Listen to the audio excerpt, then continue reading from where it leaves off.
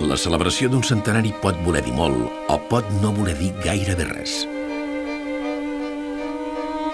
No és el simple pas dels anys el que ens fa venerables, com tampoc no és cap mèrit la mera supervivència.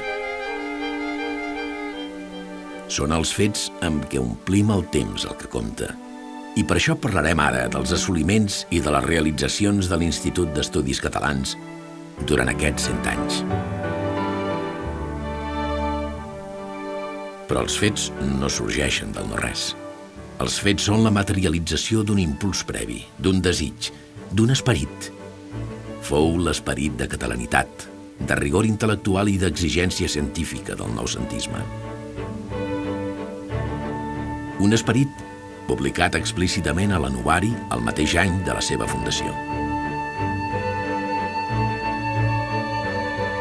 Entre els intel·lectuals de molts països ja feia temps que bategaven impulsos semblants. I entre els intel·lectuals d'aquests països, la nostra cultura no passava pas desapercebuda. Una part important del nostre patrimoni corria un greu i evident perill de perdre's. Sigui perquè el pas del temps l'acabés deteriorant, sigui perquè fos venuda a l'estranger. D'altra banda, la comunitat científica, mancada d'institucions que li donessin cohesió, tendiria a disgregar-se i mai no arribaria a donar els fruits desitjables.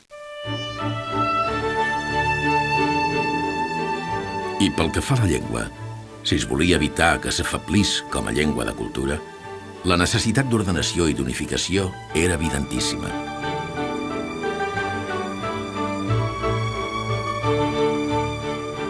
La primera intervenció que dugué a terme l'Institut, el mateix any de la seva fundació, fou l'estudi d'aquest patrimoni.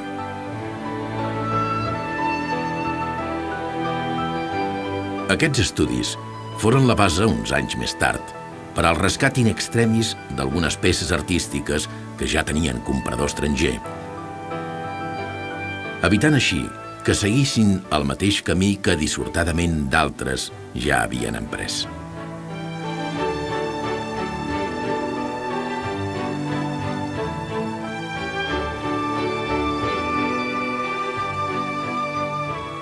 Pel que fa a l'arqueologia, la principal actuació tingué lloc en el jaciment d'Empúries.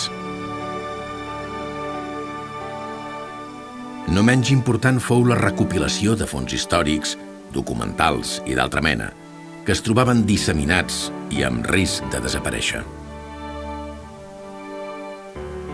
Així, per tal d'aprofundir en l'estudi del patrimoni arqueològic, en l'ordenació i consolidació de la llengua i en la investigació científica, es crearen 3 seccions especialitzades: la secció històrico-arqueològica, la secció filològica i la secció de ciències.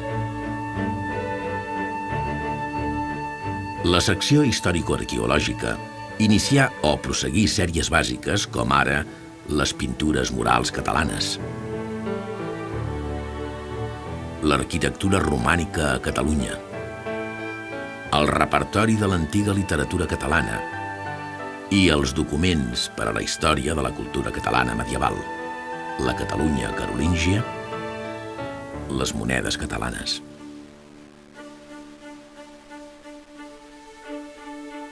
Dins la secció filològica, mossèn Alcover va emprendre la tasca ingent de recopilar el lèxic català amb l'objectiu de formar un diccionari normatiu. Paral·lelament, es començava a realitzar un atles lingüístic de Catalunya.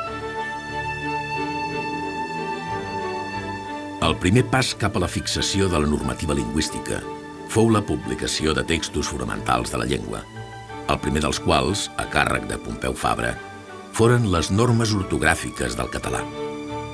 Poc després, s'hi afegí la seva gramàtica catalana. Aquest procés de normalització fou interromput per les 2 dictadures que patí el país. Primer fou la de Primo de Rivera, superada la qual s'aconseguí publicar el Diccionari General de la Llengua Catalana, que l'Institut va adoptar com a normatiu. Després vingué la del general Franco, que també apartà el català de la vida pública, encara durant més temps i d'una manera més dràstica. Recuperada la democràcia, molts membres de l'Institut van participar en la redacció de la Gran Enciclopèdia Catalana.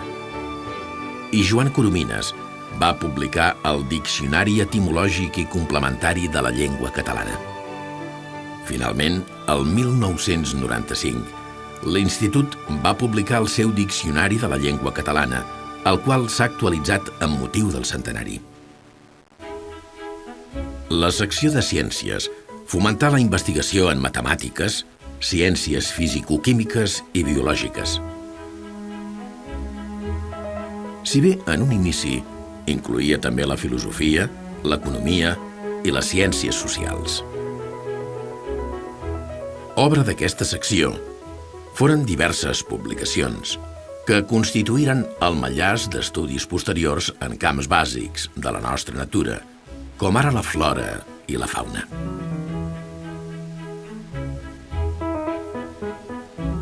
Va destacar també la cartografia geològica.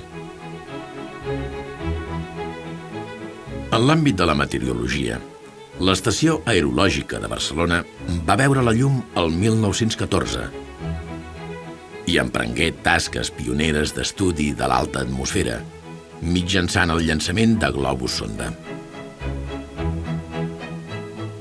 A la vegada, la seva oficina, que aplegava dades rebudes per telegrafia sense fils tant de l'estat espanyol com de l'estranger, oferia una previsió diària del temps. Fou la precursora de l'actual Servei Meteorològic de Catalunya. La necessitat d'ampliació d'aquell marc fundacional no ha fet sinó augmentar amb el pas dels anys i amb el desenvolupament cultural del país. Durant 100 anys, l'Institut d'Estudis Catalans ha estat el protagonista dels grans fets que han contribuït decisivament a millorar la societat catalana, uns fets que perduren i que constitueixen el llegat que hem rebut dels nostres predecessors.